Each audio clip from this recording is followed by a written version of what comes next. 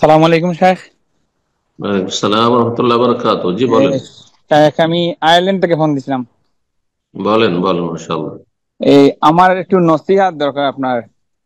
আমি যেখানে আছি ওখানে আপনার হানাফি বেদাতি মসজিদ। তো আমরা যখন রাফায়াদিন করি, জুড়ে আমিন বলি, পায়ের সাথে পা লাগাই, ওরা আমাদের সাথে মানে খুব খারাপ আচরণ করে, মানে অনেক হুম। সময় কটু কথা বলে। তো এখন আমাদের কি করার?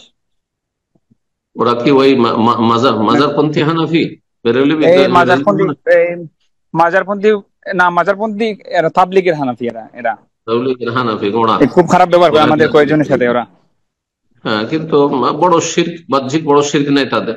যদিও তাদের মুরিদদের কেতাবাদিতে আছে এরকম, কিন্তু তারপরেও বাহ্যিক যেহেতু বড় শিরক নেই, তাদের পিছনে সালাত পড়বেন, জামাতে নামাজ পড়েন। আর আপনি এমন জায়গায় আছেন মসজিদে না গেলে শয়তান সুযোগ পাবে, মসজিদে যেতে হবে।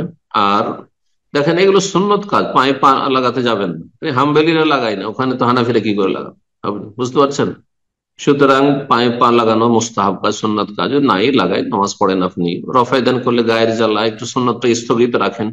শাহুলিউল্লাহ মহাদ্দেস দেহলভির মতো, হ্যাঁ, যখন মজহাবি গোঁড়ামি তুঙ্গে ছিল মোগল আমলে, তো তিনি এত বড় আলেম হয়ে পারেননি দিল্লিতে। হ্যাঁ, বুঝতে পেরেছেন, এত বড় মহাদ্দেশ হয়ে তো আপনি ওই পরিস্থিতিতে আছেন, ইনশাআল্লাহ নেকি পেয়ে যাবেন।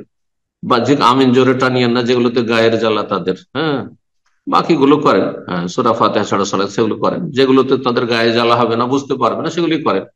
আর সালাম ফেরার পরে জিকির আজকার করতে থাকেন। আর যদি হাত ওঠে তো হায়কে হিকমা করেন, নিজে দোয়া করতে থাকেন। তার দোয়াতে, বেদাতি দোয়াতে আমিন আমিন বলিয়েন না, আপনি নিজে দোয়া করতে থাকেন। এভাবে চলার চেষ্টা করেন। জি, আল্লাহ তৌফিক দান করুন।